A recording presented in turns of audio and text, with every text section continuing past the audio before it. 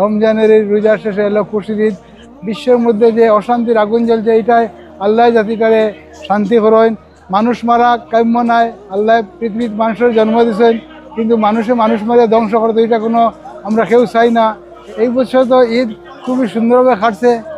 গত যে রমজান মাস এত সুন্দরভাবে সবার লাগে কাটছে, পরিবেশ এত সুন্দর আছিল, আবহাওয়া খুব সুন্দর আছিল, শান্তিপূর্ণভাবে আমরা ইনশাল্লাহ রমজান পালন করছি। এবং রমজানের শেষে আজকে ঈদের দিন এটা আব্বাসুদ্দিনের বিশেষ গান আছে, রমজানের এই রোজার শেষে এলো খুশির ঈদ।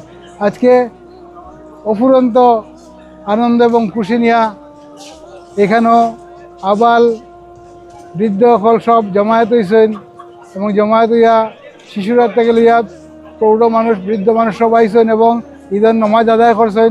ঈদের নমাজও খুব সুন্দর পরিবেশের মধ্যে পরিপূর্ণ হয়েছে। ইনশাল্লাহ আমরা সবার লাগি দোয়া করতাম, আমরা দেশের লাগি দোয়া করতাম, বিশ্ব শান্তির লাগি আমরা দোয়া করতাম। আজকে ইমাম সাহেব দোয়ার মধ্যে এটা উল্লেখ করছেন, বিশ্বের মধ্যে যে অশান্তির আগুন জ্বলছে এইটাই আল্লাহ জাতিটারে শান্তি করেন। মানুষ মারা কাম্য নাই। আল্লাহ পৃথিবীর মানুষের জন্ম দিয়েছেন, কিন্তু মানুষ মারে ধ্বংস করতে এটা কোনো আমরা কেউ চাই না।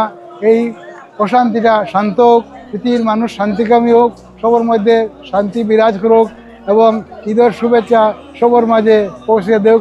আমরা এই ঈদগাহ কমিটির তরফ থেকে এবং আমার ব্যক্তিগত তরফ থেকে সব মানুষের, দেশবাসীকে বিশ্ববাসীকে ঈদুল ফিতরের শুভেচ্ছা জানাই। আর ঈদ মোবারক। আসসালামু আলাইকুম। আজকে পবিত্র ঈদুল আজহার নামাজের জন্য আমি সবাইকে ঈদের শুভেচ্ছা জানাচ্ছি।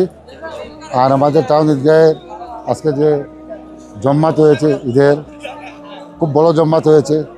যে জম্মাত আমাদের ঈদগাহের ভিতরে মানুষ ঠাই পায়নি, প্রায় সেদূর আরপি রোড পর্যন্ত মানুষ 300 হয়ে গিয়েছে, অনেক মানুষ হয়েছে। আজকের পরিবেশটা অনেক ভালো আছে, আজকের ওয়েদার রিপোর্টটা খুবই ভালো। তার জন্য আমি হাইলাকান্দিবাসীকে ঈদের শুভেচ্ছা তথা আসামবাসীকে শুভেচ্ছা জানিয়ে আমি আমার বক্তব্য এখানে শেষ করছি।